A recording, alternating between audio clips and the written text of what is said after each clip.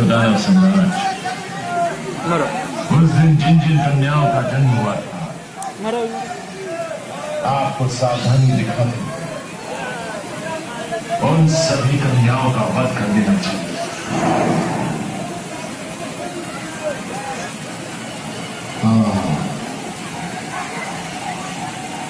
किंतु मैंने ऐसा नहीं किया। कदाचित इसलिए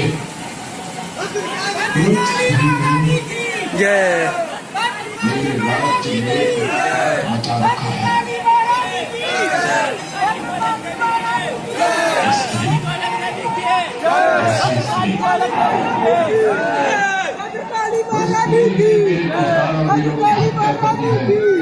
वो स्त्री कोई साधारण स्त्री,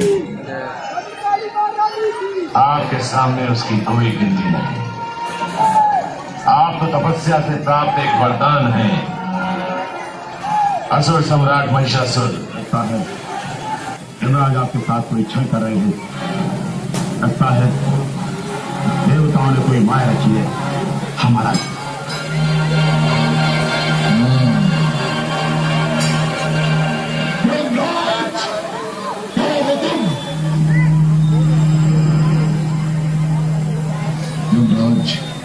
आपने मेरा स्मरण किया दानवराज।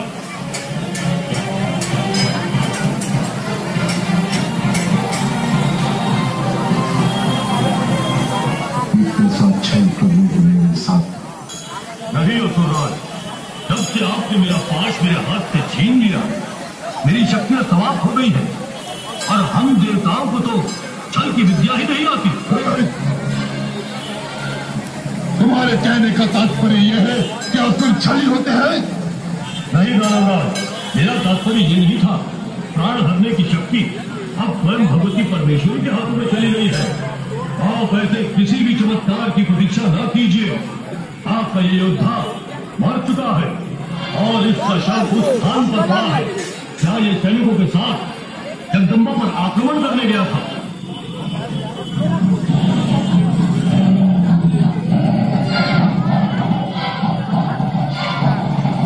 अच्छा,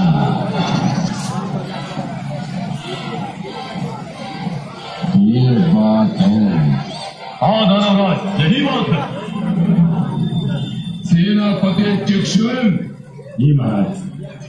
जिस प्रकार मेरे उग्रसे का सिर मेरे हाथ में है, उसी प्रकार उस स्त्री का सिर मेरे पास ले आओ। चलो। जो आज्ञा महाराज।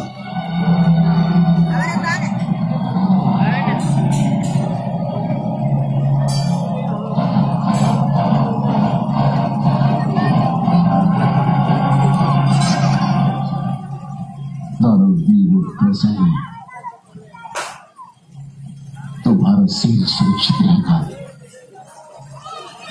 ये तुम्हारे शरीर से पुनः जुड़ेगा। इसके लिए मुझे शिव शंकर से भी युद्ध करना पड़ा तो मैं युद्ध करूंगा।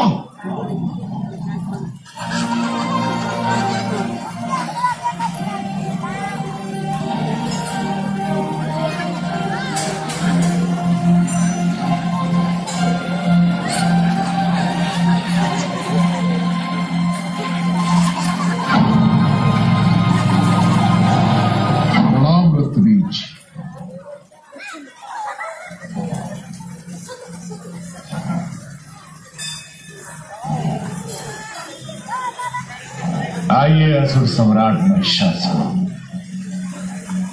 कहिए कैसे कष्ट किया।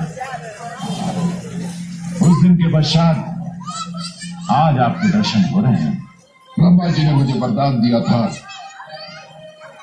कि मेरी मृत्यु